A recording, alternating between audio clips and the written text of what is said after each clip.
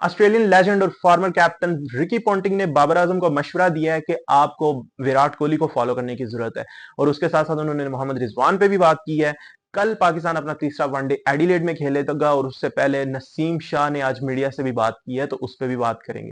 Start करते हैं आज की वीडियो। दिस इज अबू बकर तारड़, और ऑस्ट्रेलियन फॉर्मर कैप्टन और लेजेंड रिकी पॉन्टिंग ने बात किया बाबर आजम के बारे में, और उनकी जो कंटिन्यू स्ट्रगल चल रही है इंटरनेशनल क्रिकेट में, वो रन नहीं आ पा रहे, वो बड़े रन नहीं कर पा रहे। तो इस पे रिकी पॉन्टिंग जो है उन्होंने बात की है कि बाबर आजम तकरीबन उसी फेज में से गुजर रहे हैं जिसमें 2022 में विराट कोहली थे, उनके भी अच्छे स्टार्ट आते थे और वो बड़े रन में उनको कन्वर्ट नहीं कर पाते थे। और बिल्कुल उन्होंने कहा कि विराट कोहली ने भी तब एक ऐसा ब्रेक लिया था क्रिकेट से, बिल्कुल वो कुछ टाइम के लिए दूर गए थे, और उसके बाद जब विराट वापस आए तो वो बिल्कुल एक फ्रेश माइंड के साथ आए और बिल्कुल उसी फॉर्म में आए, और पहले से भी अच्छा। इवन हमने देखा है 2023 के जो वनडे वर्ल्ड कप था उसमें विराट ने बहुत जबरदस्त परफॉर्मेंसेस दी, 100 भी किया, और इस तरह करके जो है ना वो विराट की फॉर्म प्रॉपर वापस आई। और पहले बीच में एक ऐसा फेज आ गया था कि विराट के अच्छे रन भी आते थे, 50 आते थे, 70 आते थे, लेकिन वो 100 में ट्रांसफर नहीं हो पा रहे थे। जो विराट कोहली का एक लेवल था वो बीच में वो मीट नहीं कर पा रहे थे जो उन्होंने अपने स्टैंडर्ड सेट किए हुए थे। और अभी बाबर आजम के साथ भी कुछ ऐसा ही हो रहा है कि बाबर के स्टार्ट अच्छे आते हैं, जैसे हमने फर्स्ट ओडीआई में देखा है कि अच्छे 37 रन आए, और जो पहले 37 रन थे वो देख के लग रहा था कि बाबर भाई फुल फॉर्म में वापस है और अच्छे रन करेगा, लेकिन बाबर उसके बाद जैंपा से आउट हो गए। तो इसी पे रिकी पॉन्टिंग ने बात की, उन्होंने कहा है कि बाबर आजम को चाहिए भाईजान अपनी किट जो है उस बैग को लॉक करो और कहीं जाओ और बिल्कुल ब्रेक लो क्रिकेट से, और इसके बारे में बिल्कुल ना सोचें और कुछ और चीज के बारे में सोचें। मतलब बिल्कुल ये है कि वेकेशन में जब आप जाते हैं तो आप अपने वर्क को भूल जाते हैं, तो वो चीज करने की जरूरत है। और फिर एक फ्रेश माइंड के साथ जब बाबर वापस आएंगे तो जाहिर है कि उम्मीद करता है कि वो अच्छा परफॉर्म करेंगे। और जैसे फैंस भी कहते हैं कि हमें पहले वाला बाबर चाहिए, 2021 वाला।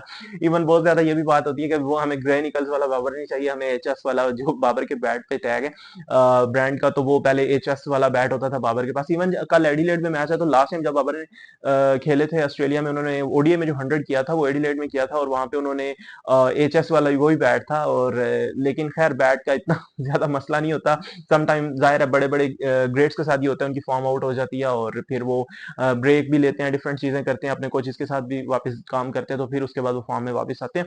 हर बड़े प्लेयर के साथ ये होता है कि वो समटाइम जो है ना वो फॉर्म से आउट होते हैं, और ये चीजें होती हैं। इनफैक्ट आप लाइफ में किसी भी करियर में है, आपका कोई भी फील्ड है, तो ये चीजें आती रहती हैं। लेकिन रिकी पॉन्टिंग ने इस वक्त बाबर आजम को यही मशवरा दिया है कि विराट कोहली पे जब ऐसा फेज आया तो उन्होंने कहा है कि अगर हम बाबर के नंबर्स पे भी देखें तो वो चीज रिफ्लेक्ट होती है जो विराट कोहली के साथ हो रही थी। तो बाबर को वही चीज करने की जरूरत है, एक ब्रेक लेने की जरूरत है, और उसके बाद एक फ्रेश माइंड के साथ वापस आए।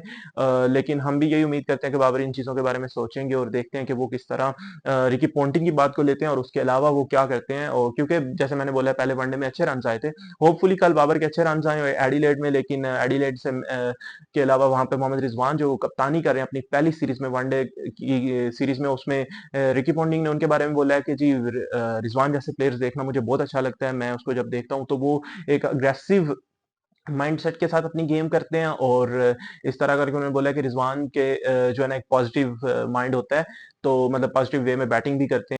और इसके साथ साथ उन्होंने बोला है, लेकिन पाकिस्तान में एक मसले पे उन्होंने बात की है कि एक दिन कप्तान शाहीन अफरीदी होते हैं, अगले दिन बाबर आजम होते हैं, और उससे अगले दिन जो है वो मोहम्मद रिजवान कैप्टन होते हैं। तो उन्होंने कहा है लॉट ऑफ चेंजेस जो है ना ऑलवेज ये होती रहती हैं पाकिस्तान में, और ये हम सबको पता है ये चीजें होती हैं। आई थिंक इससे भी चीजें इफेक्ट होती हैं, ड्रेसिंग रूम होता है। लेकिन होपफुली अब मोहम्मद रिजवान बने हैं तो वो एक कंसिस्टेंट उनको रन दिया जाएगा, और वो एक कंसिस्टेंटली जो है ना एटलीस्ट व्हाइट बॉल में कैप्टन बने तो व्हाइट बॉल में एक लंबा रन उनको मिलेगा, ना कि चैंपियंस ट्रॉफी तक हो या उसके बाद। तो खैर वो चीजें तो हम देखेंगे जब रिजल्ट आते हैं, तो चीजें बदल जाती हैं, फिर उस तरह से आप कह नहीं पाते कि पहले हमने ये बोला था।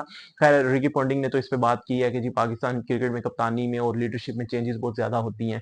और उसके साथ कल जो दूसरा वनडे मैच खेला जाएगा पाकिस्तान और ऑस्ट्रेलिया के बीच एडिलेड में, उससे पहले नसीम शाह ने मीडिया से टॉक किया, और मीडिया टॉक में उन्होंने अपने क्रैम्प्स के बारे में बोला है कि यार इंसान जितना भी फिट हो ये चीजें होती हैं, और ये थोड़ा टेम्परेरी टाइम के लिए होता है, कोई 20-25 मिनट। लेकिन उन्होंने कहा उस मैच में इतना ज्यादा टाइम था नहीं, लेकिन वो 20-25 मिनट में वो सेट हो जाता है। और उन्होंने कहा मैं बिल्कुल ठीक हो गया, मैं फुली फिट हूँ और मैं मैच के लिए अवेलेबल हूँ। और ये चीजें जो है ना आप जितने भी फिट हो तो ये होती रहती हैं।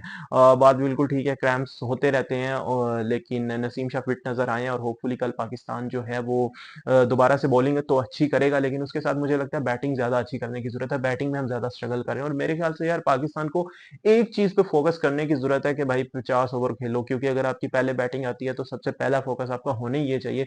क्योंकि हमने पिछले मैच में 46 ओवर्स खेले खेले थे thanks to Naseem Shah and शहनशाह अफरीदी, जो उन्होंने एंड में बैटिंग की थी, उसकी वजह से हम 46 ओवर तक चले गए थे। तो खैर उम्मीद करते हैं कल पाकिस्तान अच्छी बैटिंग करेगा, और अभी तक 11 आई नहीं है, देखते हैं जब 11 आती है तो पाकिस्तान क्या चेंज करता है, लेकिन एक्सपेक्ट ये किया जा रहा है कि एक चेंज होगी, और जो अराफात मिनाज या फैसल अकरम में से एक स्पिनर खेलेगा किसी एक फास्ट बॉलर की जगह पे। आपको क्या लगता है क्या चेंज होनी चाहिए और पाकिस्तान को क्या करना चाहिए सेकंड ओडीआई जीतने के लिए?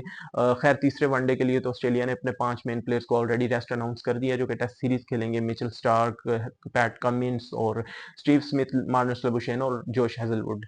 That's all from today, thank you, Allah Hafiz.